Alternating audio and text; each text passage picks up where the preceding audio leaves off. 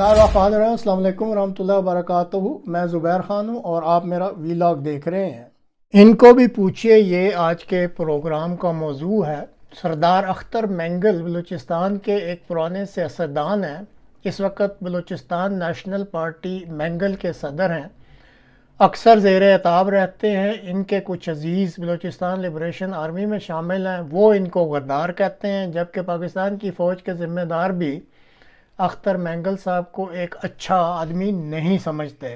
موجودہ انتخاب میں یہ بلوچستان کی نیشنل اسمبلی کی 2 سیٹوں پر جیتے تھے، لیکن پھر آہنی ہاتھوں نے ان کی ایک سیٹ مولانا فضل الرحمان کی پارٹی کے امیدوار کو دے دی.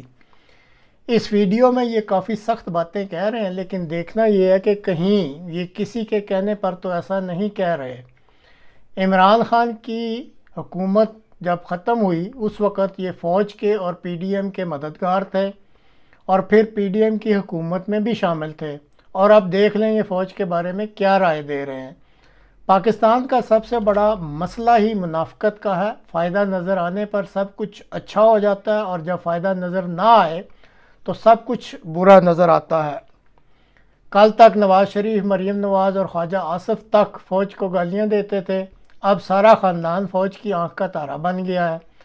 اختر مینگل صاحب کی یہ تقریر سن لیں. ان کا ماضی دیکھتے ہوئے مجھے تو یہ سارا ڈرامہ ہی لگتا ہے، اور اسی لیے میرے خیال میں ان کو کسی نے کچھ بھی نہیں کہنا اور نہ ہی ان سے کچھ پوچھنا. یہ جو کہتے ہیں وہ کہتے رہیں گے اور کوئی ان کو نہیں پوچھے گا. سیاستدانوں کے یہ دوغلے چہرے ہی ہیں جو اس ملک کو اس نہج پر لے آئے ہیں. تو اب سنیے آپ اختر مینگل صاحب کیا کہہ رہے ہیں. یہ ملک جو ہے اس کو انتخاب کی ضرورت نہیں، اس کو انقلاب کی ضرورت ہے. This country need a revolution not election. ہم اس ٹرک کی بتی کے پیچھے ہیں جو جہاں پہ بھی ہمیں لے جائے. کبھی ہمیں گیٹ 4 پر لے جاتی ہے، کبھی ہمیں پارلیمنٹ کے سامنے لے جاتی ہے. ان کی نشاندہی کرنی ہوگی کہ وہ قوت کون ہے. جس طرح اس ادارے نے اس ملک کو نقصان پہنچایا ہے، آپ کے تمام انسٹیٹیوشن تباہ کر کے رکھ دی ہیں. ایک زمانہ یہ آتا ہے کہ وہ وردی کے ساتھ سڑکوں پہ نہیں آ سکتے. آپ کو یاد ہوگا جنرل مشرف کے دور میں وہ وردیوں کے ساتھ باہر نہیں آ سکتے تھے. لیکن ہم پولیٹیکل پارٹیاں ان کی وردیوں کو ڈرائی کلین کر کر، استری کر کر، اور ان کی جو گرد ہے، ان کی جو کالک ہے، وہ اپنی کپڑوں پر اور اپنے منہ پر مل کر ہم جو ہے ان کو ریڈ کارپیٹ ویلکم بھی کرتے ہیں. یہ جانتے ہوئے بھی وہ سانپ ادھر بیٹھا ہوا ہے، ہمیں ڈسے گا. لیکن اس کے باوجود اسی سانپ سیڑھی کے کھیل کو جو ہے نا، ہم نے اپنا مستقبل، اپنی آنے والی نسل کا مستقبل جو ہے اس سانپ سیڑھی کے کھیل کو بنا دیا ہے. ہمیں اب اس سانپ سیڑھی کے کھیل سے نکلنا ہوگا. میں مختصر بات کروں گا. ہمیں اب چیس کی کھیل کی طرف جانا ہوگا. یہ بلا ادھر بیٹھی ہوئی ہے، ہر الیکشن میں کبھی ہمیں ڈستی ہے، کبھی آپ لوگوں کو ڈستی ہے، کبھی کسی اور پولیٹیکل پارٹی کو ڈستی ہے. لیکن پھر دوا بھی ہم اسی کے پاس لینے کے لیے جاتے ہیں. اس سے ہمیں نکلنا. شاید میری باتیں آپ کچھ دوستوں کو ناگوار گزر، لیکن ہمیں حقیقت کا مظاہرہ کرنا ہوگا. ان کا کام کیوں ہے بھائی؟ ان کو ہم نے اختیارات دیے کیوں ہیں؟ یا تو اس دن میرے ساتھ دوست بیٹھے ہوئے تھے، یا تمام پارلیمنٹرین، تمام پولیٹیکل پارٹی ایک فیصلہ کر لیں.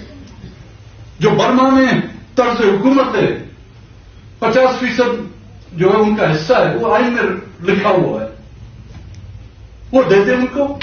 وہ جانے ان کا 50% نہیں، وہ اپنا 50% بھی لیتے ہیں، ہمارا بھی 50% لیتے ہیں، اور وہ اس کے لینے کے بعد ہم پہ احسان بھی کرتے ہیں.